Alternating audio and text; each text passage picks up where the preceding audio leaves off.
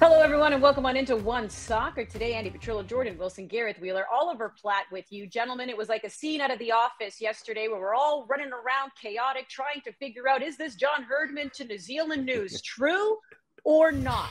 And here's a refresher on the timeline of things, gentlemen, because as we know, Canada Soccer and John Herdman also put out statements with John Herdman reaffirming his commitment to Canada. But here's how the day began. Andrew Gordy, who is a journalist with News Hub out of New Zealand, reports that Herdman has agreed to the New Zealand job in principle.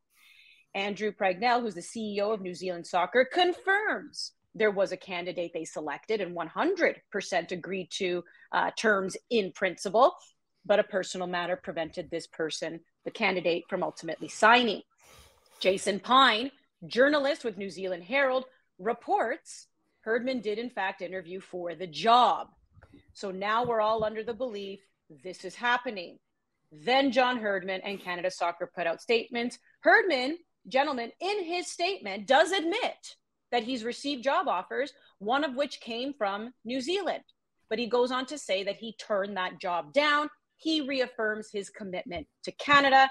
Earl Cochrane, General Secretary of Canada Soccer, Nick Fontes, President of Canada Soccer, they too put out statements, and they both mention in their statements that Herdman is still under contract to Canada Soccer. Ollie, I begin with you. Does this clear things up for you, or do you have more questions than ever? Not really, no. Like, I'd love to say yes and everything's kind of happy and we can all move on, but it doesn't really add up to me. Like, you mentioned that article by Jason Pine, New Zealand Herald, which is the biggest newspaper in New Zealand.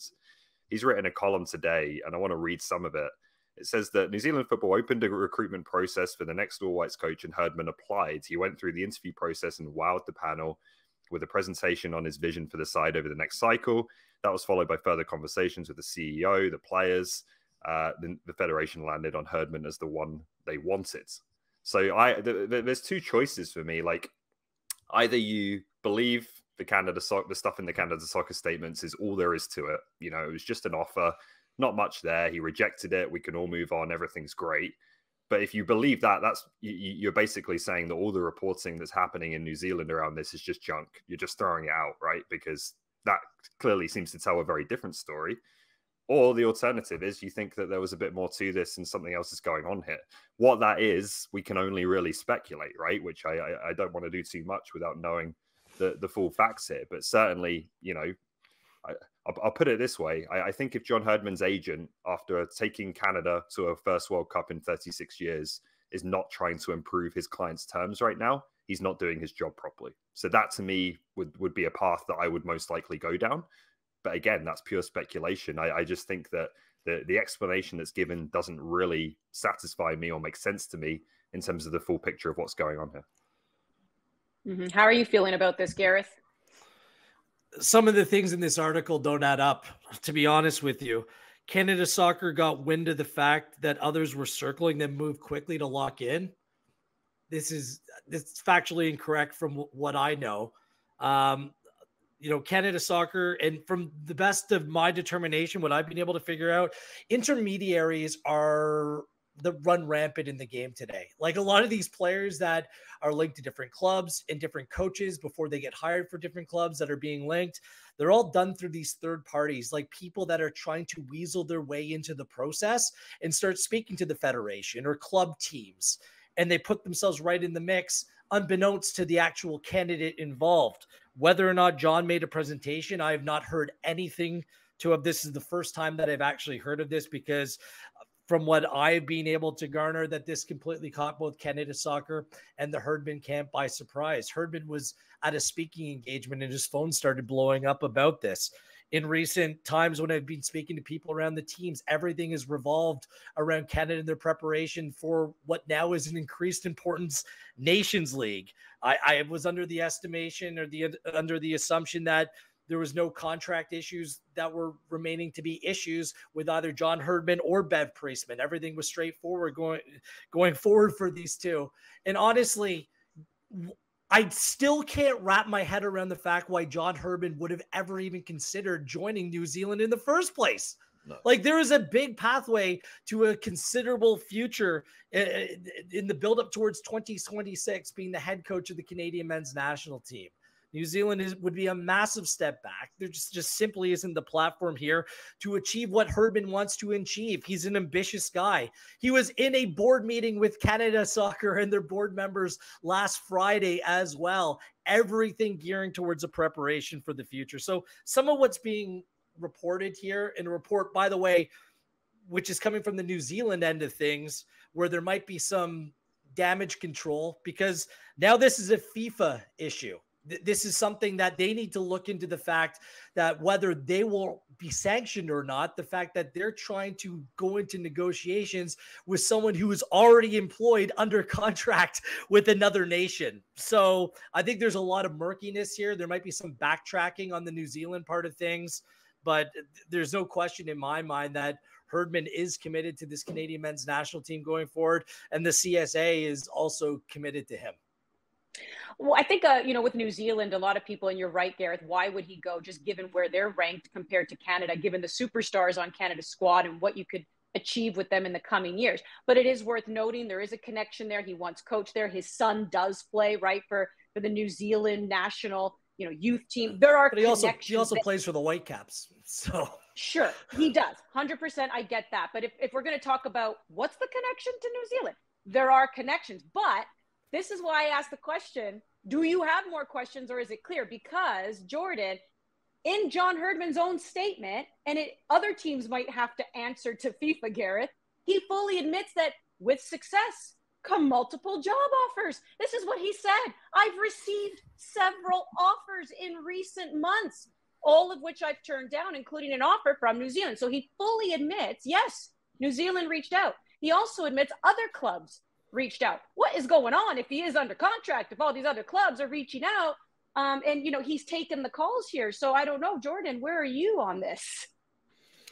I don't think that you're entertaining job offers if you're super happy with your situation. So I know that John Herdman, or I believe that he wants to be here in Canada. I'm personally not convinced that he's getting pay the man. He's getting what he's worth. I don't think that what he's done for Canada and moving forward, I know he has a deal, but this happens sometimes. When you exceed and you've done something that most people couldn't do, and you've taken this country to be ranked the highest, they've won CONCACAF, like they go to a World Cup for the first time in 36 years. He's done it on the women's and now the men's side. Like, this to me just screams that maybe you're a bit undervalued and you want a new deal and you want something on the table, a bit concrete, a more lucrative contract. And when you say pay the man, you look at his resume. But we don't know if that's being taken care of behind the scenes already. Like that's this true. Would be nice to know. This isn't anything new.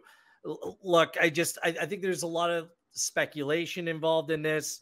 All indications that I've received is that, look, whether you're a player, or a coach, you're always looking for something better, how to elevate your career. Is this a way of elevating his career, going to New Zealand? Come on, like this doesn't make sense to me, like at all. The job. Like I understood the links to like league championship sides, like some clubs with some real history, some real opportunity there. I get some of those, and I think that he is a manager that if there would be an offer that would turn his eye, it would have to be a step forward, not a step back. The New Zealand job never made sense to me. And, we said as much when we covered this, but like, it also doesn't make sense to me that there's credible reporters, and more than one of them, saying that John Herdman applied for this job, interviewed for this job, spoke to key players, spoke to the key people at the federation. Did that just not happen? Well, there was one reporter who someone told him, and there's at least two. But now there's two the day after, and you might want to backtrack a little bit if you're the New Zealand Federation. Look, I'm not privy to those conversations. I wasn't there. I'm just suggesting the way that this played out. There's just a lot of bizarre stuff that's being reported. And I think from a Canadian perspective, what we have been told, and Josh Cloak has wrote about it in The Athletic as well, that there's an intermediary that became involved. This all caught Canada Soccer and the Herdman camp by surprise, that this was the takeaway, and this is what was being reported. By the way, Gareth, that is so true. When I entered into the world of soccer eons ago when I heard about these agents who don't actually represent the players and coaches approaching other teams. That is a real thing. Yeah. That is a real thing. Jordan, you might be, able to speak to that. I mean, it is a real thing, and it is so it's just mind blowing how they could do that. But I guess you've all answered my question. That we have more questions, and this isn't as clear as we thought it would be after all these statements came out. But here's the thing, Jordan, I am wondering, this is essentially the second time in 6 months. You alluded to it, Gareth, when we heard about the links to Herdman and other teams. That was heading into the World Cup. We had the discussion here on One Soccer Today. Did we actually think he would accept the job at the pro level and not be Canada's coach at Qatar? We all said nonsense. He's going to coach at the World Cup, which he did. Now we're hearing this. If you're a player and you're hearing, whether it's been intermediary, whether it's his own agent trying to get his name out there, get a better deal with Canada Soccer, or just have his name out there for the sake of just remaining relevant, how are you feeling as a player? Do you believe that, your coach is going to be your guy for 2026? I just think this could do more harm than good. I think, you always hear rumors, but I feel like the boys in camp, they want to be like, hey, this is going to be our group. There might be some additions. This is going to be our guy. This is going to be our coach. And this is how we're going to be moving forward. So, I believe that John Herdman will be here. I hope, because I could say this publicly. I back him. I think he's the direction that the national team should be going in for the next few years. I think he's done an amazing job with them. But you don't want to hear about your coach potentially leaving here and there. It could taint a relationship in terms of, is he going to go? Are we really moving forward together? So I think in that regard, it's just something that you wouldn't want to hear as a player. I want to ask both you guys this too. I mean, Ollie, do you believe John Herdman is going to be the head coach for 2026? It's impossible to say. I believe that his intentions are good and true, that he wants to work through this 2026 cycle as was originally planned. And obviously his contract goes through. I also think he's a human being. And if something comes up between now and then that he thinks is attractive, that he thinks is good for his career, good for his family, do we really think that he's going to say no to that? So I always think whether you're a club, you're a federation, you have to be prepared for that. You have to have a plan B. In the event that happens. I think it's a possibility when you have someone whose stock has been rising. At the same time, I do believe that right now, sure, his intention is to be here the next 4 years. Well, yeah. What's a better job that John Herdman's going to get now between now and 2026?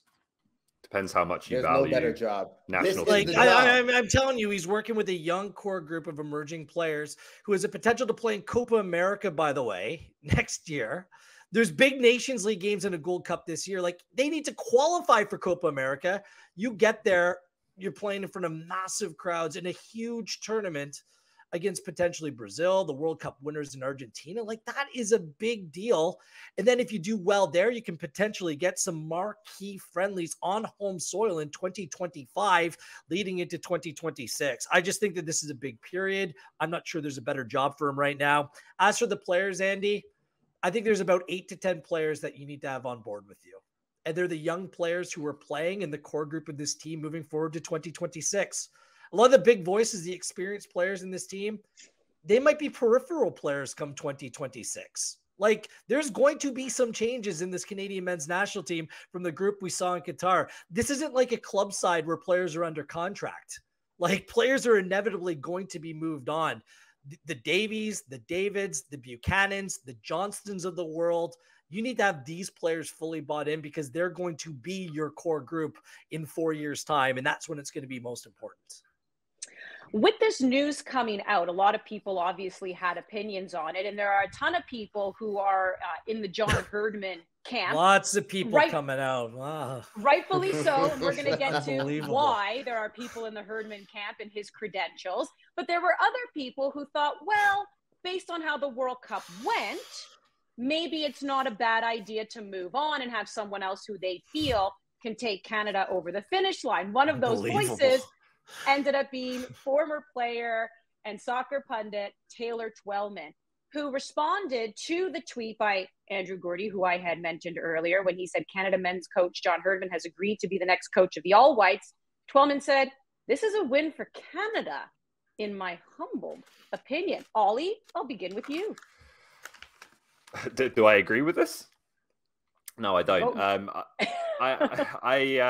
I think, I'll put it this way. I think there's been and I don't want to specifically like sound like I'm taking shots at Taylor Twellman here, but I think there's been quite a lot of people, fans, media, and otherwise, who kind of dropped in on Canada when the World Cup started, right? And that's been their kind of experience of watching them lose 3 games against very good sides, 2 semi-finalists at that tournament. And I think a lot of the criticism of, was John Herdman tactically naive, all of this stuff, it kind of misses context of, firstly, the job he's done in building that team to get there in the first place.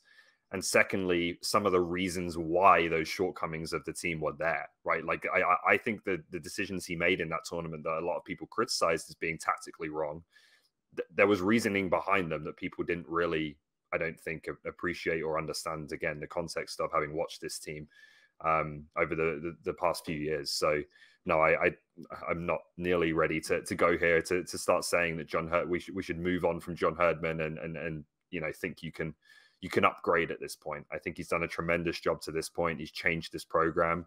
He deserves, firstly, the opportunity to take them through to 2026. But I also think he's the right man to do it. And I think he'll continue to evolve as a coach as this World Cup comes up. Spinderella, can I take this next one? All yours. I want to go and say it is easy to critique a man over 3 games, over a 2-week span at the highest stage. Oh, you should have taken this guy off 10 minutes before. How do you get that team there? How do all the chips against you for Canada, how do you get them there fighting a brotherhood? How do you get them there? Because you can't just get a Joe Blow off the street to go and do that. There are select few people that could do what John Herdman has just done for this country and this nation. Like, I've never met the man. I have huge respect for him because it is not easy. You see it all the time to get everyone pedaling the same way and moving in the same direction. And yes, 2022, it didn't work out for Canada in terms of it wasn't a huge successful tournament. They lost. However, that group and that core is going to build. And it's gonna be in motion. And 2026, I guarantee you, with John Herdman behind them, will be a better result. Will be a better tournament. So no to all. Sorry, Twellman, I don't know you personally, but no, I disagree with you with all of my being. Yeah, I love the takes. I love the opinion. Everyone, have your opinion, share them. It's what makes sport what it is. But I mean, people have been doubting John Herdman his entire life. He's had to go to places like New Zealand to get opportunity, forge his way, prove himself in the women's game. And then even had substantial doubters taking over the Canadian men's national team. Don't results speak volume? Like, he took a program that achieved nothing since 1986 and turned them into the top team in CONCACAF in World Cup qualifying. Like, was it a perfect World Cup? How he managed the midfield, Atiba against Croatia. Okay. The Croatia from a communications perspective, I think that he needed some more help on that. But this is his first World Cup. Like, he's learning too. But what he's been able to do with Canada is provide belief, provide genuine enthusiasm towards men's soccer in this country, tactical versatility, players coming together and being better than the sum of their parts on the field. Like, there's no one, to Jordan's point, there's no one I'd want to see in charge of this team. Like, look, Canada Soccer's financial realities as well. I know you guys were bringing up Carlo Ancelotti. Like, that's a pipe dream. Like, how would Canada Soccer be able to afford that? Like, come on, guys. Like, let's live in the real world. Herdman is the best thing right now for Canadian soccer. He'll continue to be. And perhaps the American perspective, they're a little bit jealous right now that they've just jettisoned a coach and their entire leadership team has gone bye-bye. A coach who is a builder, I think, did a great job at the World Cup, and now they have to start from scratch. So I think that consistency with Herdman in Canada leading into 2026 and the short-term, long-term will actually be a benefit. And for the Americans, like, simply making changes doesn't necessarily guarantee you of anything. So I think that Canada's in a pretty good position with Herdman in charge. Yeah, Carlo Ancelotti, that was the name that kept coming up because Carlo himself said, it'd be nice to coach Canada one day. Yeah, but it's not real. We're not living in the real world here, guys. Like, let's... You never know. Saying, for those of you who don't know why his name has been brought up, it's not just because he... Tell me when a $20 million business starts turning into like $100 million entity, then we can start talking. I'm just messing with you. Ancelotti said it, and now look at the problems he's causing us. But you know, in many ways, Herdman almost became a nonsense. victim of his own success in qualifying at the World Cup. Because a lot of people do tune in just at the World Cup, but also they don't realize, you know, Davies was coming off the hamstring injury. Stefan Eustachio ends up getting injured. Yeah. Eustachio's huge in that midfield. You had to rely on backbreaker. Atiba maybe more than you wanted to, because more than 50% of that roster never even played in big games. Never mind World Cup. We're talking never played in even like Champions League or anything like that. That was a very raw roster for Herdman, learning curve for him as well, which is why he's trying to get his ducks in order here for 2026 to learn from that.